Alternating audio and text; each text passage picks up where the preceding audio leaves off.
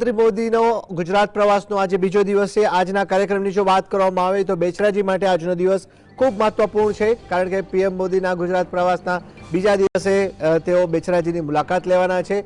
બેચરાજીની વાત કરવામાં આવે તો ત્યાં આગળ તેઓ સુઝુકીના પ્લાન્ટનું ઉદ્ઘાટન કરશે।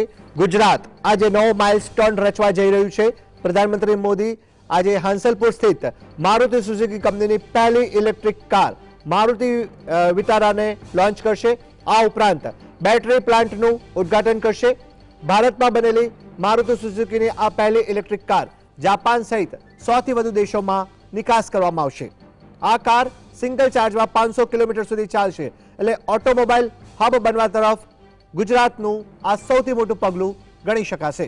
આ સાથે અન્ય બાબતોની જો વાત કરવામાં આવે તો વડાપ્રધાન મોદી દ્વારા 2801 કરોડના લોકાર્પણ અને 2676 કરોડના ખાતમુહૂર્ત કરવામાં આવશે, જેમાં રેલવે પ્રોજેક્ટ અંતર્ગત મહેસાણાથી પાલનપુરની 65 કિલોમીટરની રેલ લાઇન ડબલિંગ અને બેચરાજીથી રણુજા સુધી 40 કિલોમીટરની રેલ લાઇનના ગેસ કન્વર્ઝેશનનું લોકાર્પણ કરવામાં આવશે।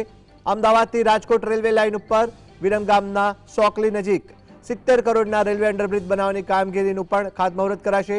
ચાંદખેડામાં 66 કેવી સબસ્ટેશનનું લોકાર્પણ કરાશે।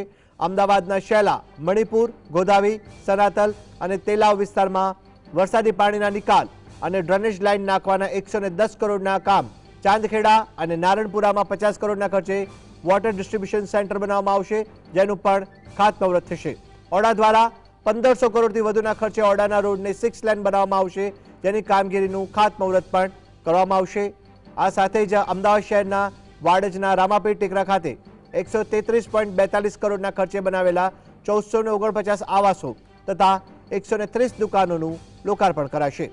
સીજી રોડ અને લો ગાર્ડનની આસપાસનો 6.6 કિલોમીટરના વિસ્તારના 100 કરોડના ખર્ચે તેને ડેવલપમેન્ટ કરવામાં આવશે, જેમાં sculpture, play garden area, footpath, place making સાથે બ્યુટિફિકેશન હાથ ધરાશે। આ વિકાસ કાર્યોનું ખાતમુહૂર્ત વડાપ્રધાન મોદી કરશે।